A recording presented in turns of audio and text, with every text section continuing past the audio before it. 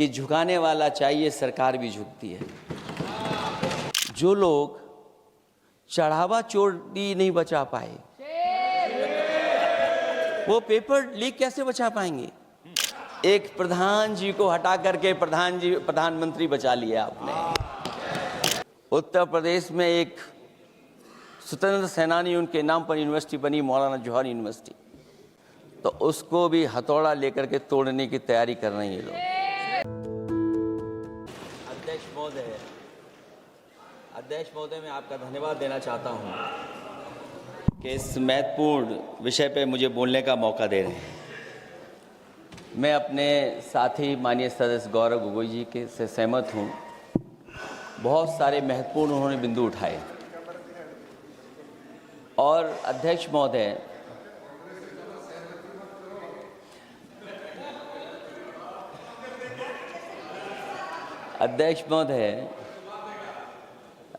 मुझसे ज़्यादा मेरे रिश्ते शायद हमारे विपक्ष के लोग ज़्यादा जान रहे हैं, और जितना विपक्ष के लोग नज़र रखेंगे, मैं समझता हूँ उतना रिश्ते और मजबूत हो जाएंगे। अध्यक्ष महोदय, मैं आंदोलन को बहुत दूर से देख रहा था, और उस आंदोलन में जो जीत के बाद नारा लगा, एक नारा लगा अध्यक्ष महोदय, सरकार के खिलाफ नारा लगा कि सरकार को ये अहंकार था कि सरकार झुकती नहीं है। लेकिन उन्हीं नई पीढ़ी के लोगों ने ये वो नारा दिया कि झुकाने वाला चाहिए, सरकार भी झुकती है। और सरकारों को झुकाना भी नौजवानों को आता है। सरकार झुकी और स्वीकार किया उन्होंने। जो करोड़ों नौजवान जो मांग कर रहे थे कि सबसे पहले जो मंत्री जी हैं वो इस्तीफा दें, और बिंदु दूसरे अलग हैं जो हम लोगों को जानकारी में मिल रहा है। अध्यक्ष महोदय, सरकार हर विषय पे स्वीकार किया है, लेकिन पता नहीं अध्यक्ष महोदय, ये बात समझ में नहीं आ रही है कि सदन में उन आश्वासनों को क्यों नहीं रख रही है सरकार, जो सहमति बनी है। और उसके बाद अध्यक्ष महोदय, हम लोगों ने देखा कि जब मंत्री जी लौटे हैं, मंत्री नहीं रहे, उसके बाद सदन के बाहर उनका स्वागत किया गया। अध्यक्ष महोदय, जो स्वागत हुआ उसके लिए हमें कोई शिकायत नहीं है, लेकिन माननीय सदस्यों को कितनी बड़ी राहत मिली होगी, कितने बड़े संकट से बचाया उन्होंने। एक प्रधान जी को हटा करके प्रधानमंत्री बचा लिया आपने। और ऐसा अध्यक्ष महोदय आंदोलन किसी ने नहीं देखा, जिस आंदोलन में नई पीढ़ी के लोग, कम उम्र के लोग निकल करके आ गए, और जो नारे दिए गए। ये सरकार पिछले कई वर्षों से नकारात्मक प्रचार पर टिकी हुई थी, नकारात्मक राजनीति करती थी, और न जाने कितने हजार करोड़ रुपए खर्च किए होंगे सरकार ने नकारात्मक राजनीति के लिए। लेकिन नई पीढ़ी को मैं बधाई देना चाहता हूं, उनके मनोबल को और उनकी एकता को, और जिस तरीके से उन्होंने प्रचार किया, अंततः सरकार को झुकना पड़ गया। भाजपा वचन नहीं देती, जुमला देती है। तो मुझे उम्मीद है कि सभी युवा नौजवानों का जो मांग की है उन्होंने, उन सभी मांगों को सरकार स्वीकार करेगी। और सरकार ये भी स्वीकार कर लिया होगा कि कोई दल मजाक में बना तो कितनी बड़ा दल बन गया। जो कोई चीज मजाक से शुरू हुई वो कितना सीरियस हो गई, और इतना सीरियस हुई कि हमारी सरकार लोकतांत्रिक हो गई कि जो उनको धरने पे बैठने दिया। सरकार लोकतांत्रिक थी कि उन्हें धरने पर बैठने दिया। हमने वो भी समय देखा है कि जहां पर धरने पर नहीं बैठने दिया, वर्षों वर्ष लोग बैठे रहे धरने पर, उनकी सुनी नहीं गई। इसी दिल्ली को घेरा था किसानों ने, और सरकार को लगा कि चुनाव आ गया तो सरकार ने तीनों काले कानून वापस ले लिए। जब सरकार घबरा जाती है, डर जाती है, तो सरकार स्वीकार कर लेती है। इसीलिए वो नारा मुझे अक्सर याद आता है कहीं कि झुकाने वाला चाहिए, सरकार भी झुकती है। जो विषय लाया गया है कि prevention of unlawful means act, सरकार को कम से कम ये बताना चाहिए था कि 2024 में जब ये लेकर के आए थे तो आज 2026 में कैसे पेपर लीक हो गया। और केवल गिनती के 1-2 पेपर लीक नहीं हुए हैं, ये ऐसा आंदोलन रहा जिसमें मां बाप और नई पीढ़ी के लोग सब जुड़ गए। अगर हम ये माने कि 20 लाख बच्चों ने परीक्षा लिखी थी और उनके घर परिवार के सदस्यों को हम इसमें जोड़ दें, दादा दादी, माँ बाप और परिवार का कोई सदस्य, तो 5 लोग प्रभावित थे। और 5 गुणा 20, 1 करोड़ लोग नाराज हुए सरकार से। और अक्सर हम पॉलिटिकल लोग हैं, हम लोग जानते हैं जब कभी आंदोलन करते हैं तो कितनी तैयारी करानी पड़ती है, गाड़ियों का इंतजाम, खाने का इंतजाम और इंतजाम। लेकिन ये पहला आंदोलन देखा कि जिसमें माँ बाप भी जुड़ गए और कहा कि जाओ बच्चों आंदोलन करो, हम आपके साथ हैं। ये पहला आंदोलन ऐसा देखने को मिला है। और केवल दिल्ली में नहीं हुआ ये, केवल दिल्ली में नहीं हुआ ये। अगर ये बात गलत है, अगर ये बात अध्यक्ष महोदय गलत लग रही है तो देश के होम मिनिस्टर साहब को ले आइए, वो सब एक्सप्लेन कर देंगे।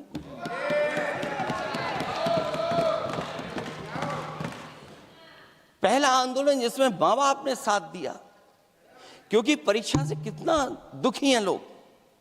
ये जो परीक्षाएं लीक हुई हैं, कई महीनों पहले ये किताब बना दी थी। और अध्यक्ष महोदय, जो लोग चढ़ावा चोरी नहीं बचा पाए, वो पेपर लीक कैसे बचा पाएंगे? जो भगवान के दरबार से दान गायब हो गया, दान चला गया, वो लोग पेपर लीक बचाएंगे? किस कानून को, जो कानून पहले बनाया उसी कानून का संशोधन करके लेकर आए? किसकी आंखों में आप धूल झोंक रहे हैं? और अगर कानून से बच रहा होता तो भाजपा की 10 साल की सरकार में 20 परीक्षाएं कैसे लीक हो गई? 20 परीक्षाएं लीक हुई अध्यक्ष महोदय, जिसमें कोर्ट तक जाना पड़ा, उसके बाद परीक्षा रद्द हुई है। दरोगा भर्ती का पेपर लीक हो गया, जूनियर इंजीनियरिंग के भर्ती का पेपर लीक हो गया, ग्राम विकास पंचायत अधिकारी का पर्चा लीक हो गया, नलकूप चालक भर्ती का, यूपी टीईटी का परीक्षा लीक हुआ। और एक बार नहीं हुआ, 3 बार पेपर लीक हुआ यूपी टेट का। हाई स्कूल बोर्ड का परीक्षा लीक कर दिया, इंटरमीडिएट की बोर्ड की परीक्षा लीक हुई, इंटरमीडिएट का फिर परीक्षा का लीक हुआ, कई बार हुई। सिपाही भर्ती लीक हुई। आप सोचिए कितनी परीक्षाएं लीक हुई हैं। और नीट परीक्षा कोई पहली बार लीक नहीं हुई, दोबारा लीक हो गई, कानून बनने के बाद लीक हुई। सहायक प्रोफेसर भर्ती लीक है, लेखपाल भर्ती लीक हुई। यूपी जैसे स्टेट, जो सबसे बड़ा स्टेट है, जहां से प्रधानमंत्री चुन करके आते हैं, वहां तक पेपर लीक हो जा रहा है। और जो संस्था परीक्षा एग्जामिनेशन करा रही है, वो एनटीए में भी आउटसोर्स कर दिया आपने। हम विपक्ष के लोगों को तो डर ये लगता है अध्यक्ष महोदय, कहीं ऐसा ना हो कि ये पूरी सरकार को आउटसोर्स कर दें। आउटसोर्स सरकार है, जो सबसे विश्वसनीय संस्था है, उसमें आउटसोर्स पे आपने कर्मचारियों को रखा हुआ है। किस बात की जवाबदेही है? यही अकाउंटेबिलिटी है आपकी?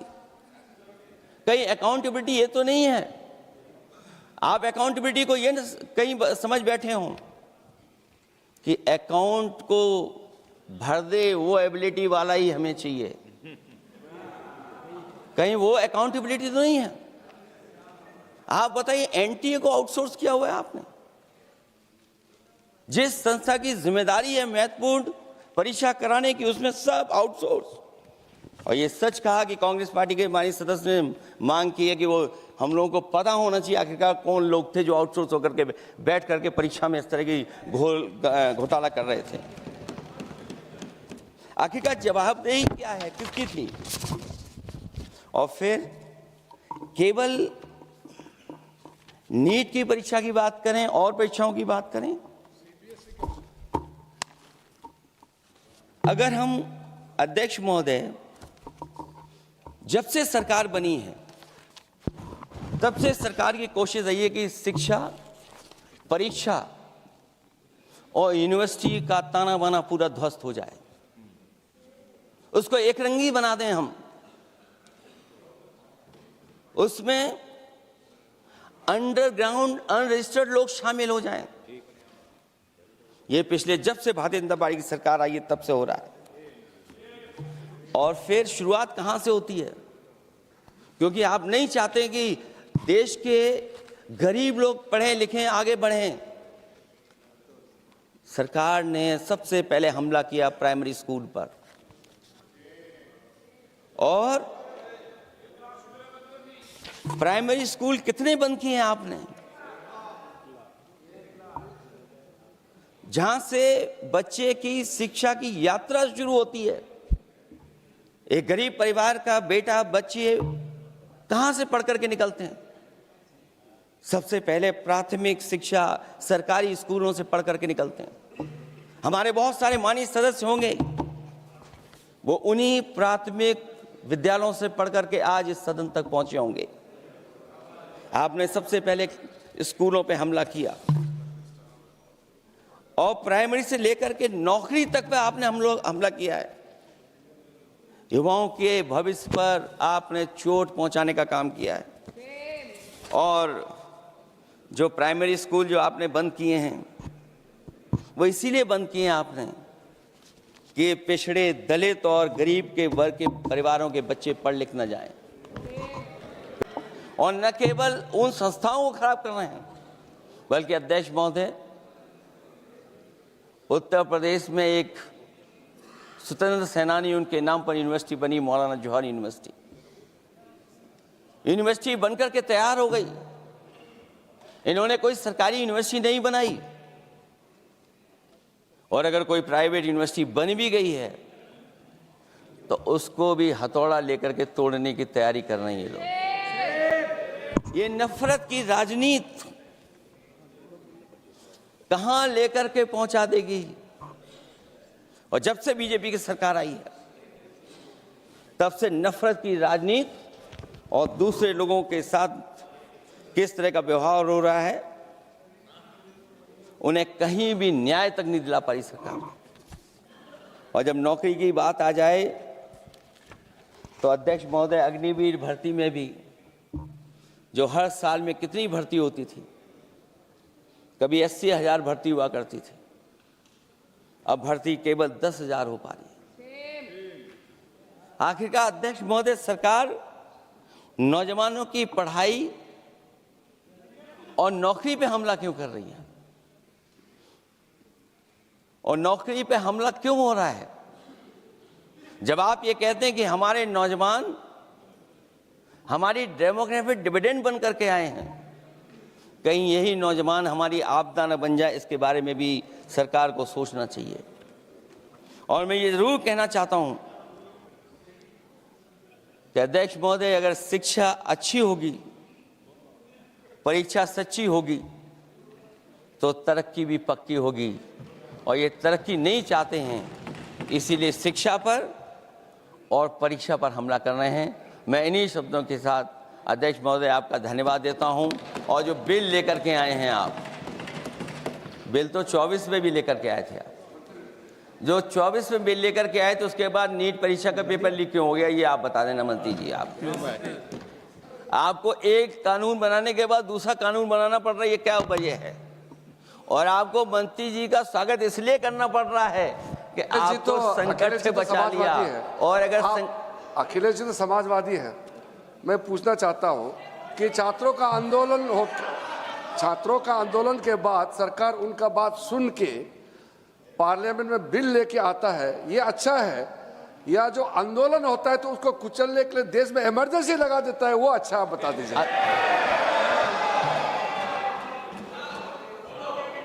अध्यक्ष महोदय,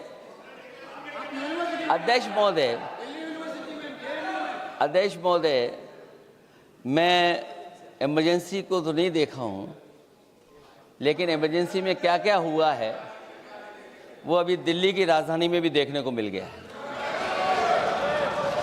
आंसू के गैस के गोले और लकड़ी में लगा हुआ कुछ कील का और कांटे की चीज़ें, उस समय करंट नहीं लगाया जाता था, इस बार करंट लगाया गया है। तो ये इमरजेंसी के बराबर ही हुआ है हमला, कम नहीं है। इमरजेंसी से कम अन्याय नहीं कर रहे हैं आप लोग। और याद करिए अध्यक्ष महोदय, अगर इमरजेंसी इन्हें याद आ गई है, अगर इमरजेंसी अध्यक्ष महोदय इन्हें याद आ गई है, तो इमरजेंसी के बाद भी परिवर्तन हुआ था और हमें भरोसा है कि इसके बाद भी परिवर्तन होगा। और अध्यक्ष महोदय, मैं आखिरी में कहना चाहता हूं, कानून से नहीं, नियत साफ होगी तब नीट का परीक्षा साफ होगी। सवाल कानून का नहीं है, आपकी नियत साफ नहीं है, और जिस समय आपकी नियत साफ होगी तो परीक्षा भी साफ हो जाएगी। और हमारे साथी जो कुछ और बातें उठा रहे हैं, आज मौका नहीं है, लेकिन आपको भगवान भी माफ नहीं करेंगे, क्योंकि आप चढ़ावा चोरी में शामिल हुए हैं। और चढ़ावा ही नहीं, जो गुप्त दान था वो भी चोरी हुआ है, गुप्त दान। और ये पाप की श्रेणी में नहीं आता है, महापाप की श्रेणी में आता है। Akhilesh ji bill pay. और अध्यक्ष महोदय, आखिरी में मैं इतना ही कहना चाहता हूं, शिक्षा की रक्षा के लिए जो आंदोलन हुआ है वो हमेशा आंदोलन जीतेंगे। बहुत बहुत धन्यवाद। दोस्तों, आपने इस वीडियो में देखा कि समाजवादी पार्टी के राष्ट्रीय अध्यक्ष और सांसद अखिलेश यादव ने संसद में एनईटी पेपर लीक और उत्तर प्रदेश सहित विभिन्न पेपर लीक की घटनाओं को लेकर अपनी बात विस्तार से रखी। उन्होंने कहा कि जब बार बार पेपर लीक की खबरें सामने आती हैं, तो इसका सबसे बड़ा नुकसान उन लाखों छात्रों को होता है जो दिन रात मेहनत करके अपने सपनों को पूरा करने की कोशिश कर रहे होते हैं। उनके अनुसार अगर छात्रों का परीक्षा प्रणाली से विश्वास उठने लगे तो यह पूरे शिक्षा तंत्र के लिए गंभीर चिंता का विषय है। अखिलेश यादव ने यह भी कहा कि छात्र केवल अपनी मेहनत के दम पर आगे बढ़ना चाहते हैं, लेकिन जब परीक्षा से पहले ही प्रश्न पत्र लीक होने जैसी घटनाएं सामने आती हैं, तो ईमानदारी से तैयारी करने वाले विद्यार्थियों का मनोबल टूटता है। उन्होंने इस मुद्दे को केवल एक राजनीतिक विषय नहीं, बल्कि देश के युवाओं के भविष्य और करोड़ों परिवारों की उम्मीदों से जुड़ा सवाल बताया। उनका कहना था कि यदि छात्रों का भविष्य सुरक्षित नहीं होगा तो देश के विकास की नींव भी कमजोर होगी। इसलिए परीक्षा प्रणाली में पारदर्शिता और जवाबदेही सुनिश्चित करना बेहद जरूरी है। आज देश के करोड़ों युवा अपने बेहतर भविष्य के लिए प्रतियोगी परीक्षाओं की तैयारी कर रहे हैं। ऐसे में जब किसी परीक्षा में पेपर लीक की खबर सामने आती है, तो इसका असर केवल उस परीक्षा तक सीमित नहीं रहता, बल्कि पूरी व्यवस्था पर छात्रों का भरोसा भी प्रभावित होता है। यही कारण है कि यह मुद्दा केवल राजनीति का नहीं, बल्कि हर उस परिवार का है जिसके बच्चे अपने सपनों को पूरा करने के लिए कठिन मेहनत कर रहे हैं। हर छात्र चाहता है कि उसकी मेहनत का परिणाम उसकी योग्यता के आधार पर तय हो, न कि किसी गड़बड़ी या भ्रष्टाचार की वजह से। हालांकि संसद में इस विषय पर अलग अलग राजनीतिक दलों के नेताओं ने अपनी अपनी राय रखी और सरकार की ओर से भी जवाब दिया गया। लोकतंत्र में ऐसे महत्वपूर्ण मुद्दों पर चर्चा होना जरूरी है, क्योंकि संसद वही मंच है जहां जनता की आवाज उठाई जाती है और सरकार से जवाबदेही तय की जाती है। देश के हर छात्र की यही अपेक्षा है कि परीक्षा प्रणाली पूरी तरह पारदर्शी, निष्पक्ष और सुरक्षित हो, ताकि किसी भी मेहनती विद्यार्थी के साथ अन्याय न हो।